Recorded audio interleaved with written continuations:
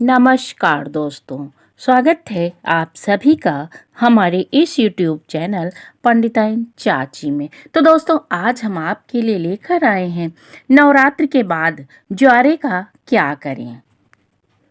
दोस्तों, जैसा कि सबको पता है, नवरात्र के दौरान हम लोग माता रानी की पूजा करते हैं, कलश स्थापना करते हैं, नारियल आदि से माता का पूजन करते हैं और इसके बाद हम लोग ज्वारे भी बोते हैं। इतना सब करने के बाद हमें यह ही नहीं पता होता है कि कलश में रखे हुए जल का हम लोग क्या करें, उस नारियल का क्या करें, साथ ही जो हमने ज्वारे बोए थे उनका क्या करें। तो दोस्तों, आज हम यही जरूरी बातें आपको बताएंगे। नवरात्र के बाद या तो हम कलश को उठाकर उसके पानी को किसी पेड़ में डाल देते हैं और उसी तरह हम ज्वार के भी 2-3 पत्ते तोड़कर किसी पीपल के पेड़ के नीचे रख देते हैं अथवा किसी बहते हुए पानी में विसर्जित कर लेते हैं। लेकिन दोस्तों, आजकल तो हम लोग कुछ अन्य कारणों से भी इसे बहते हुए पानी में विसर्जित नहीं कर पाते हैं, क्योंकि आजकल नदियों में इस प्रकार की वस्तुओं को डालने पर सरकार की तरफ से रोक लगाई हुई है। इसी कारण हम लोग कई बार कशमकश में पड़ जाते हैं कि इन ज्वारों का क्या करें और इस कलश के पानी का क्या करें।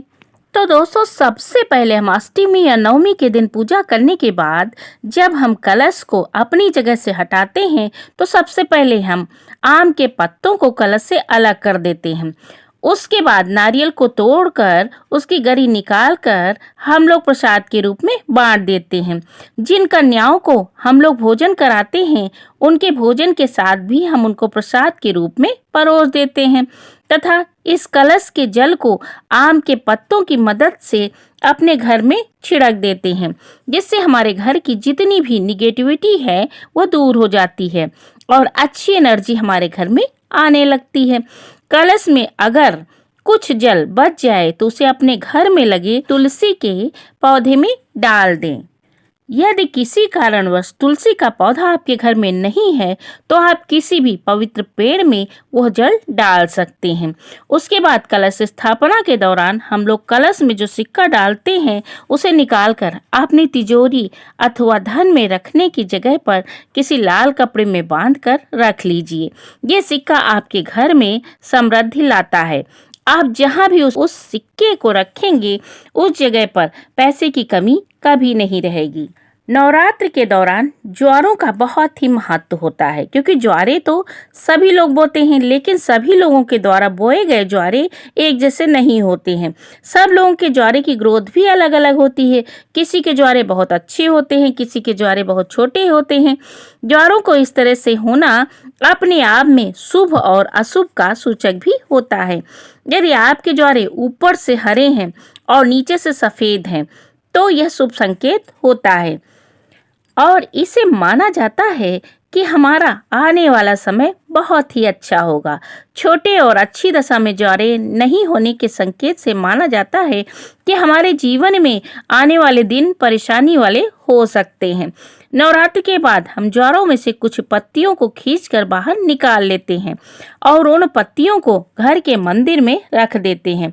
ऐसा करने से ज्वारे अभिमंत्रित हो जाते हैं और जब हम पूजा की समाप्ति के बाद इन ज्वारों को उठाकर या तो अपनी तिजोरी में रख लेते हैं या किसी पवित्र स्थान पर रख देते हैं। इसके बाद हम लोग पुनः 3, 5 अथवा 7 की संख्या में निकालें और फिर अपने घर भोजन करने आई कन्याओं की थाली में परोस दें।